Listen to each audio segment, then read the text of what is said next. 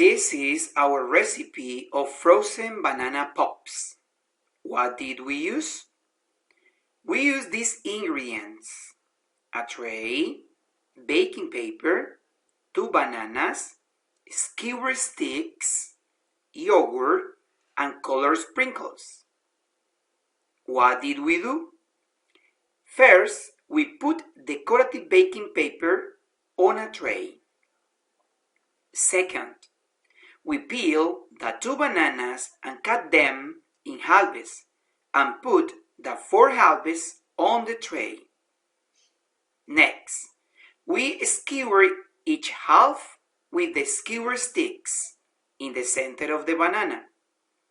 Then, we cover each half of the banana with yogurt. After, we decorate each banana with colored sprinkles. Then, we put the tray in the freezer overnight until the next day. Finally, we enjoyed our creation. Thank you very much.